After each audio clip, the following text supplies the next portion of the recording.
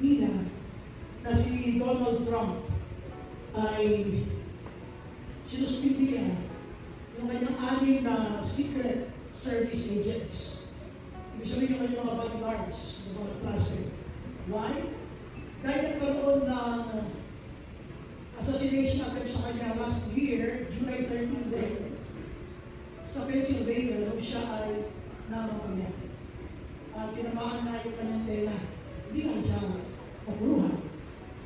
Ang tingin nila, bakit nakalusot? Napakahigpit ng kanyang security.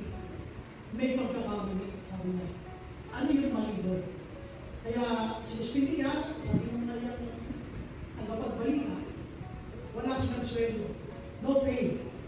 Ang walang mga binipiso sa loob ng 42 araw dahil ano ang nangyari, bakit nakalusot, saan nagkaroon ng pagkakamali. Yun yung assassination attempt sa kanya. Ngayon, ang tanong ko, sino ba hindi nakakamali?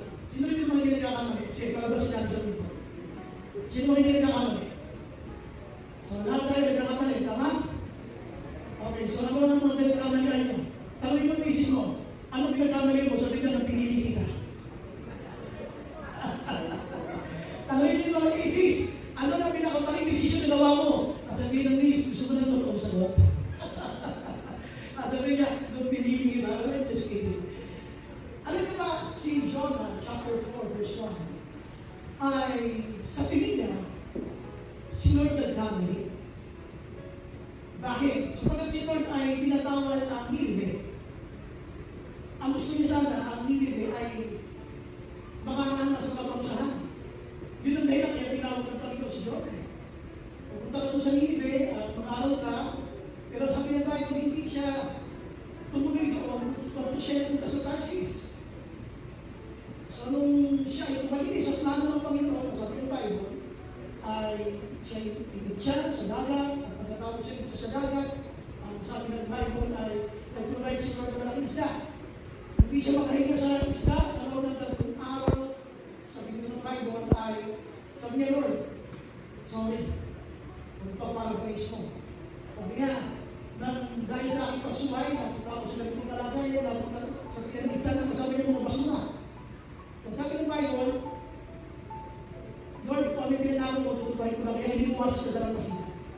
So, kung hininuwas sa dalampasigan, nangaral siya, chapter 3, at pagkatapos yung mahal na hay ng Nineveh, nagsisi kasama yung mga sambayanan. Pagdating ng chapter 4, verse 1, kasama ang Lord ni Jonas, sapagkat kalbado ng plano siya. Kailan yung nakikita misa ng Diyos ay nagkakamali? Ang ating theme this morning is when God made a mistake. When God made a mistake, did God really make a mistake? Kailan mo na pagkamala na ang Diyos ay nagkamali? Siguro yung misis mo na pinili ka, ay pag-alaman niya yun. Ay, bibiro na ako ng misis. Ang sinasabi ko dito ay, when God made a mistake, he didn't really happen. Kaya ano talaga ito? Now, let's go to the scripture. Samahan natin yung aklat ng Jonah chapter 4, verses 1 to 4. Hindi natin ito basahin lang, napakahaba yan. Doon na tayo sa part na sa tingin niya, it seems so wrong that God did not continue sa parusahan ng mga kapatid natin sa Nineveh. But to Jonah, this seemed very wrong. Kaya ito natin kinuha yung word na mistake. But to Jonah, this seemed very wrong. And he became angry. He was angry because God forgave them. At nagbago sila ng kanilang, nagbago si Lord ng kanyang plano, hindi niya tinuloy yung maparusahan na para sa kanila. Kaya nag-pray siya. Sabi niya, he prayed to the Lord, isn't this what I said, Lord, when I was still at home?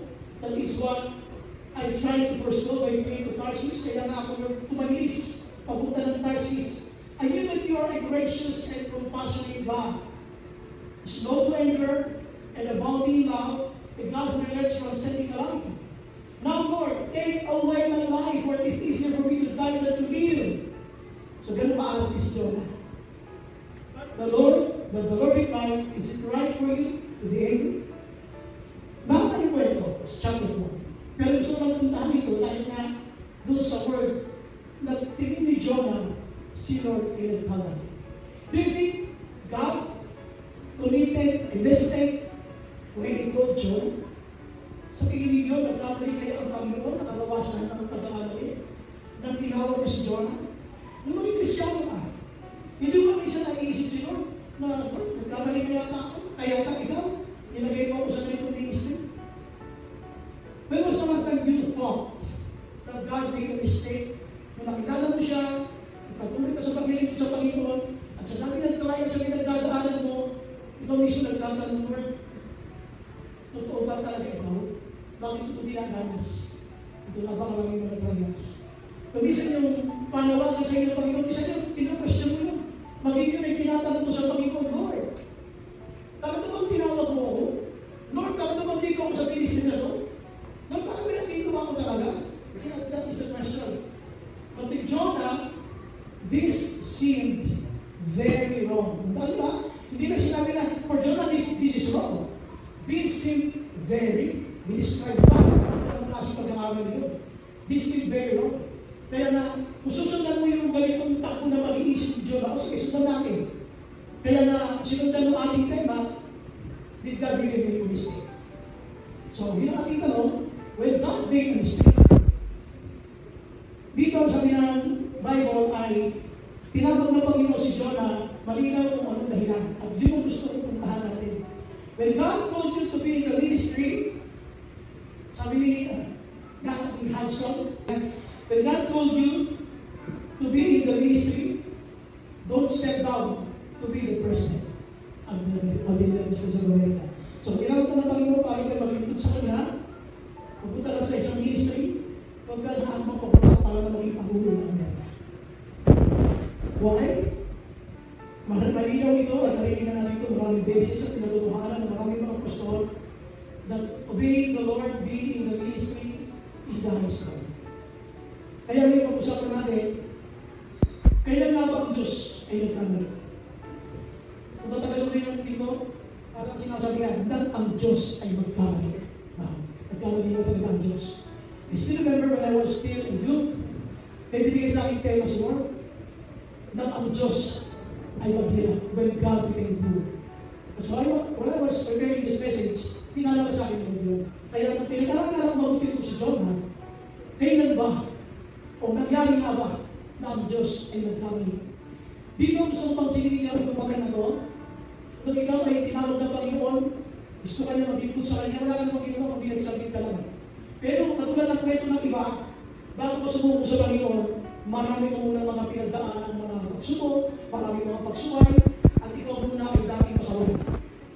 Ayaw muna natin muna hanggang sa panahon ikaw kay Lord, sige, I surrender. At kung surrender ka sa Panginoon, at nagpipigil ka sa Kanya, napakaraming nagdinala sa pagsubok, kaya tingin mo, Lord, nagkamali na yata, baka na hindi ako tatawagin mo yung kapatid ko. Lord, baka tatawagin mo yung ating bayan, hindi mo na ko yata talaga yun. Kaya ang tanong, when God made a mistake. So, dito punta natin yung first main point. Punta natin number 1. The word of the Lord came to Jonah, son of Amittai. Bakit nakalagay dito yung description kung sino si Jonah? Bakit nakalagay yung son of Amittai? When Jonah was told by the Lord, alam ni Lord kung saan galing si Jonah. Ibig sabihin nito, bago tawagin ni Lord si Jonah, I knew Jonah. Kilala kita, Jonah. Bago pa kita tawagin, alam mo kung sino ka? Alam mo kung sino ang mga magulang mo? I know who you are. Sabi ka nito, nung tinawag mo si Jonah, go to the great city of Nineveh and preach against it because its wickedness has come up before me. Nakarating na sa akin. Dito sa kalangitan, sumuna sa langit ang kanilang kasamaan. Tignan nyo, why the Lord did call Jonah? He was called by the Lord upang siya ay ipadala sa Nineveh. Ito yung number 1 natin, yung calling to save. God is calling you because God wants to save you. Ikaw ay tinawag ng Panginoon dahil mayroon mapupuntahan sa iyo ang Panginoon. Bakit ito ginawang ING? Because until now, it's still in the present tense. God is in the habit of calling people who will be sent at mangangaral ng kanyang bagay. Kaya kung yan, ING pa rin. It's still in the present tense up to this moment. Patuloy siya nagtatawag na maglilingkod sa kanya. Kaya dito, ipapadala kita, Jonah. Jonah, I know you. Ikaw ay anak ni Amittai. Kasi sinasabi niya, alam ko kung sino ka. Kaya dito, ang sabi niya kay Jonah, go and preach. Go to the great city of Nineveh and preach against it. Sapagkat ang kanilang kasamaan ay makarating na hanggang sa akin. Sumunod na sa langit ang kanyang kasamaan ng Nineveh. Kapag tinignan ninyo sa next slide, ano ang ginawa? Ito sinasabi ko na pasaway na si Jonah. But Jonah ran away. Siya ay pasaway, siya rin ay sumuway. Kung siya ay sumunod sa Panginoon, ang sabi niya, kung kapila pumunta siya sa kanan, pumunta sa kaliwa, but Jonah ran away from the Lord and headed for Tarshish. Sinunod niya kung anong direksyon ang gusto niya, hindi yung gusto ng Panginoon. Ang sabi na kung punta ka sa Nineveh, ang ginawa niya, nagpunta siya sa Tarshish. Ang sabi nito ng Bible, he went down to Joppa where he found a ship bound for that port. Saan siya nagpunta? Sa Joppa, na kung saan nakakita siya ng ship. Okay? Pagdating sa pangatlong sentence, nagbayad siya. After paying the fare, he went aboard and sailed for Tarshish with what objective? To flee from the Lord. Tandaan niyo, ito yung pagka-ini-spiritual ng mga gustong sumuhay. Ganito spiritual ng mga gustong sumuhay yan. Kung hindi man magkalooban ng Diyos na ako'y sumuhay sa Kanya, hindi sana magpunta ko sa Joppa, dapat malumad ko. Bakit may barko? Hindi sana kung hindi nakalooban na ako ay hindi makatalinis, dapat wala akong pera. Bakit nakatayo ako ng masahe? So, ganyan yung spiritual ng mga gustong sumuhay. Pero hindi ako gusto makita rin. Before God called, God knows you. Bago matawagin ng Diyos, kilala ka na ng Diyos. Bago matawagin ng Panginoon, alam niya kung ang nanay mo si Aling Marin na nakatira sa tabing ilog. Kaya yung sabi niya, the son of Amittai, sabi niya, I knew your life. I knew where did you start. Alam mo pa, paano alam umpisa? Isa ka daming pasaway. I know you, isa-isahin natin dito, ha?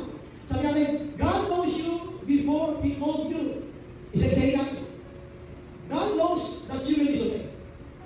Alam ni Lord na ikaw ay magiging pasaway at sa Kanya isusuway. Ano ba? Sundan natin yung 4 chapters. God knows that you will be prideful. Saan lang natin yun? Nung nagkaroon ng pangagulutan, sabi niya, sige, i-check ka lang ako sa dagat. Kaysa ako'y sumunod sa gusto ni Yahweh. Yung Diyos na karagatan, ng kalupaan, at Diyos na kalangitan. Ngayon, pag tinignan niyo yung Bible, sabi ko natin, God knows you before He called you. Alam niya, noong unang tawag niya sa'yo, hindi na talaga susunod. Noong unang tawag niya, kumbaga ilang beses, dumami na naranasan ng mga antres sa circumstances. Tsaka alam bumigay ako ni Lord. Alam niya rin na magmamalaki ka. Kaya mahuli ng malaki sa Panginoon na tinatawag niya. Ano ba? God knows that you will come back. Alam niya yung babalik ka. Kaya yung mga umalis sa church, magkasing bumalik ulit. Ay, marami na din yung ministry, umalis sa church, pero mo bumalik ulit. Alam ko babalik ka na, I know you. At ano ba? Sundan ulit natin. God knows that you will be angry. Alam ni Lord, kung magagalit ka. Why? Nagalit siya dito. No? Hindi tinuloy ni Lord yung kanyang dapat maparusa sa mga taga-Nineveh. At ano ba? God knows that later you will understand. Kung mapapansin ninyo, bakit pansinin ka mga kanina? Kung mapapansin ninyo, this is a mixture of different emotion ng isang Kristiyano tinatawag nyo. God respect them. Pero sa bandang huli, kung mapapansin ninyo, I know that you will understand. Kaya sabi ni Lord sa bandang huli, 120,000 ang mamamatay na Ninevites.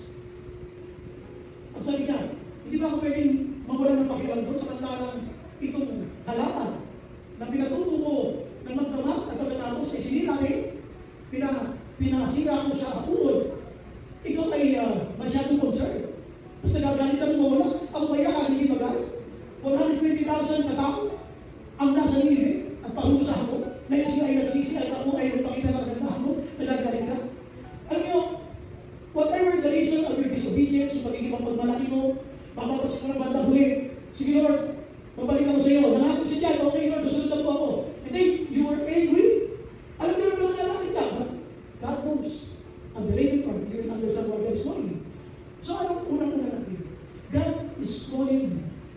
because God wants to save you.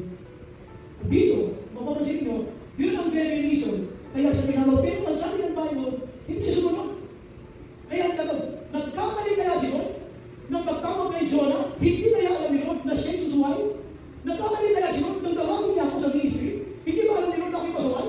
Hindi ba alam ni Lord nang wala ako sa Diyos para ang kasalanan na ginagawa ko? Hindi kaya alam ni Lord na pag-iisa na ako ang dami kong kasalanan? Hindi kaya alam ni Lord na pag-iisa ako nanonood ako ng pornography? Hindi ako ginawa. Hindi kaya alam ni Lord na pag wala ako sa church, hindi ako nakikalibrad na nabisista ang dami kong kasalanan na ginagawa? Hindi kaya alam ni Lord yun? Nagkamali ka siya, siya na ako tawagin.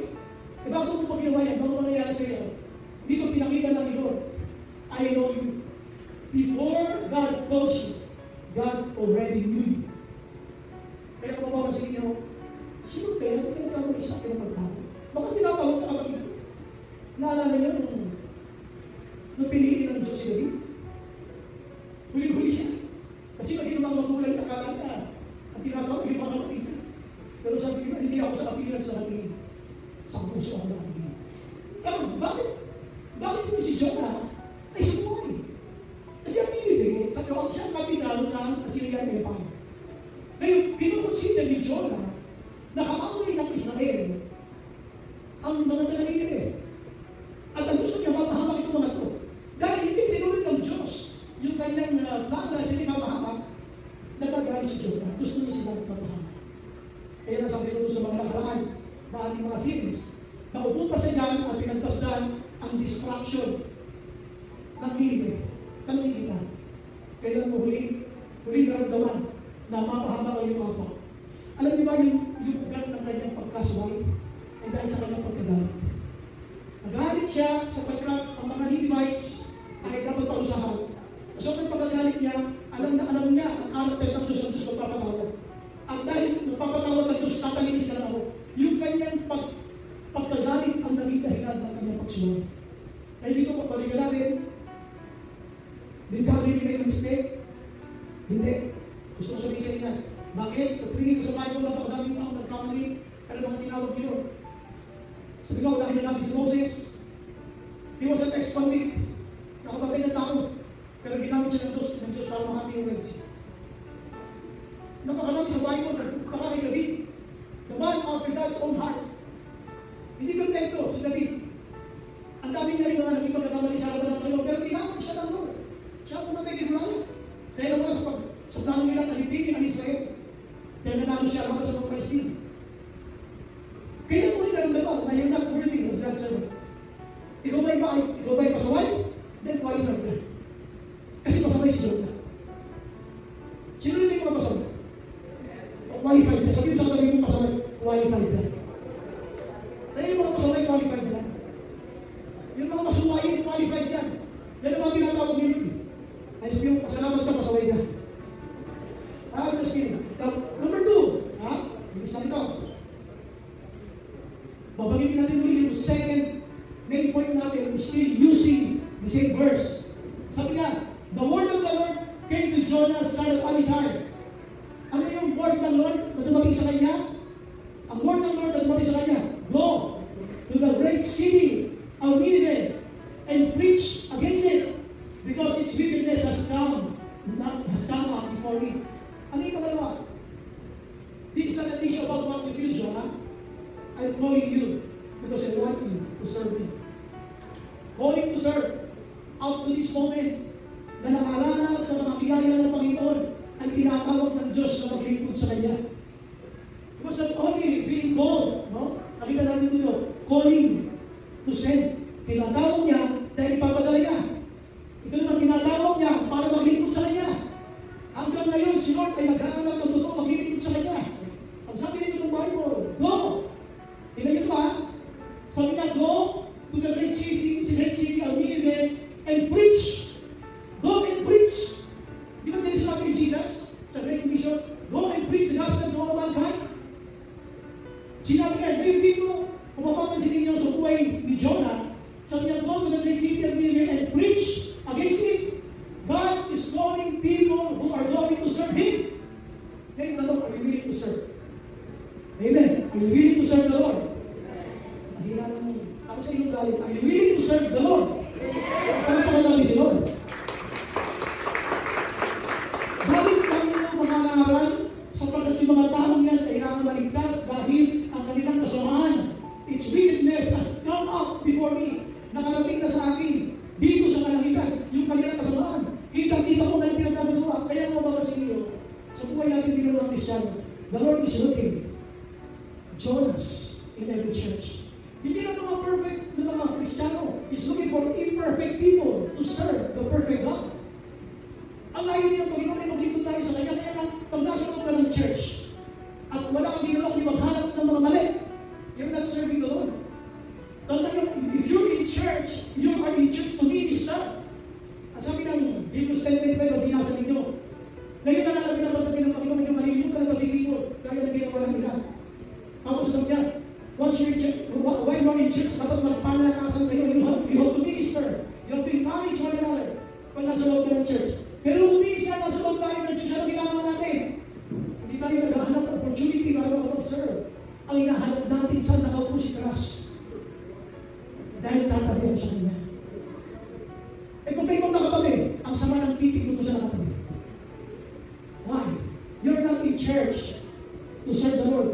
Sige nyo, mapapahanga ang napakaraming tao. God is looking for genuine Christians. Yes, you are imperfect. Yung very imperfection mo ay irrelevant sa God's calling ng Panginoon. I know you. Alam mo sino ka. Alam mo ang buhay meron ka. Pero yet, the Lord told us. Amen? Ang palakpakan namin si Lord.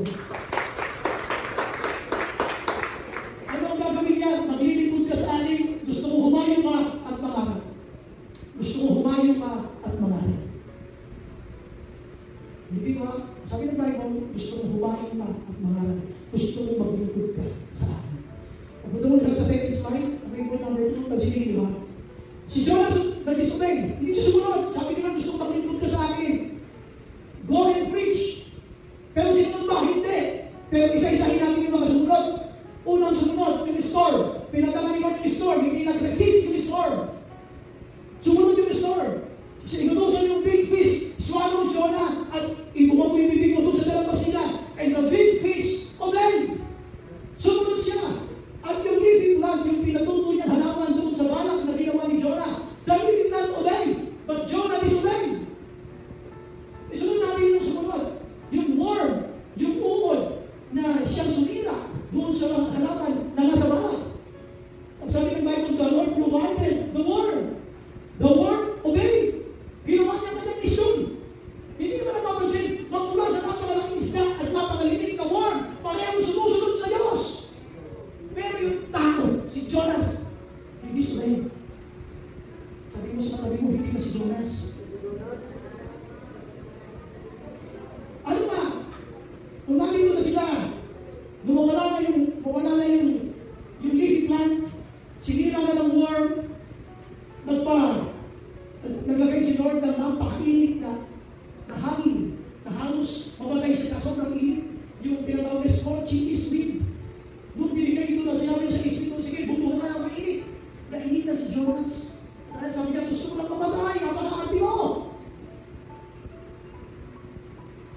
Nag-disobey ka na kung sila kinap yung consequence, init lang mga panahon, ayaw na. So, pero siya ay not-obey.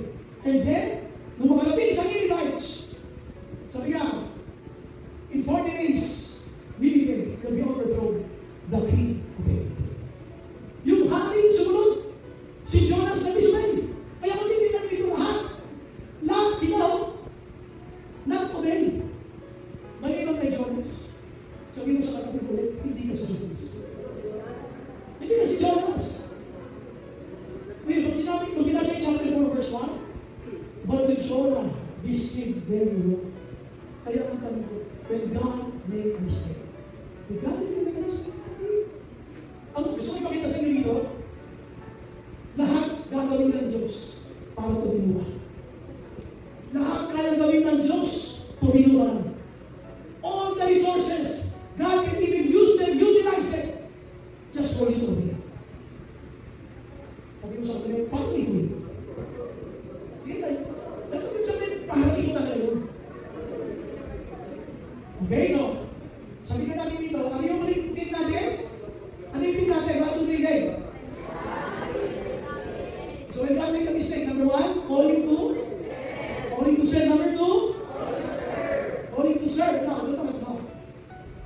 Sabi niyo ng Bible, but the Lord said, you have been concerned about this man. Ito na yung kanilang argumento. Dahil yung pinubay ni Lord na hanapan doon sa ginawa niyang pagbalang, nawala na yung shade, nawala na yung lilid. Kaya ang sama ng loob niya. Sabi niya, gusto mo nang mamatay. Kasi yung bumubugang init, from yung naman na scorching east wind, ay napakali niya. At dito sabi ng Bible, but the Lord said, you have been concerned about this plant, though you did not tend it or make it grow.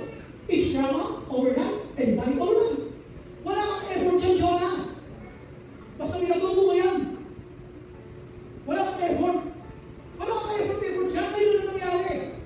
Sabi kasi ng Bible, chapter 4, he was very happy kasi nag-benefit siya doon sa malag, doon sa shade na ginawa ni Lord. Dahil sa ginawa ni Lord na halaman, hindi na siya initan. Ang sabi ng Bible, he was very happy. Bakit? Kasi nag-benefit siya doon sa ginawa ni Lord na halaman. Kung mapasin nyo, ito yung tanong namin ng Mesya ko. Hanggang may benepisyo kay Lord. Gulang tayo, masaya tayo. Kasi nag-benefit eh. Gusto namin sa natin ng benefits lang. Sabi ng Bible, and should I not have concern, ito yung argument ni Lord, dito lang tumino si Jonah. Kaya nga, God knows that you will understand.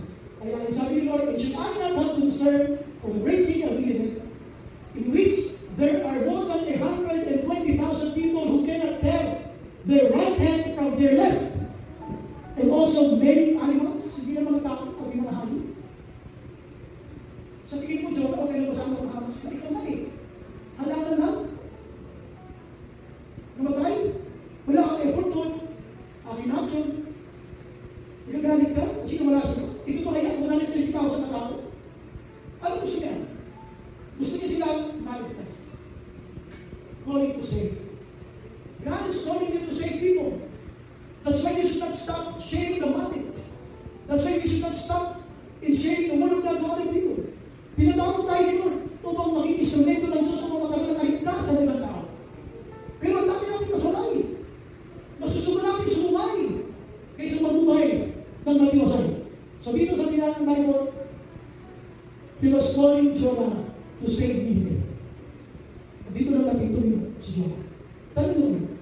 Kailan niyo huli napansin sa tingin niyo na siya nagkamali? Lord, mali yung mga ginagawa niyo. Lord, yung mga pinapayagan mo mangyari sa buhay ko, Lord. Lord, ganyan tingin niya. Pero hindi alam, the Lord is calling him to be an instrument to save other people. Ganun ka rin. Ginawa ka ni Lord upang maging instrumento ng kaligtasan ng ibang tao. Lahat tayo ay gusto gamitin ang bilang instrumento. Pero, minsan, you're like Jonah. Kamukha tayo Jonah. Dahil hindi mo naiintindihan ang buong programa, ang nasa isip mo lang, i-question ang Panginoon. So dito, tingnan niyo yung ating conclusion. Conclusion na tayo. Balik tayo sa ating team, ang team. When God make a mistake, and number one, calling to save. Natawag ka niya kasi ipapadala niya. Number two, calling to save. Natawag ka niya kasi gusto hindi mo mag-lingkod ka sa kanya. And number three, natawag ka niya upang maging instrumento sa kaligtasan niya. So, just like Jonah, we experienced obediently. We even thought that God made a mistake. Minsan yung question natin, Lord, ako nagkagaling mo yata kayo nung tinawag mo. So, this is question ng Lord. Tandaan nyo, kapag ikaw ay nabuhay sa pagsuwari, mananatiling yung buhay mo ay sa buhay. Now, this is the conclusion.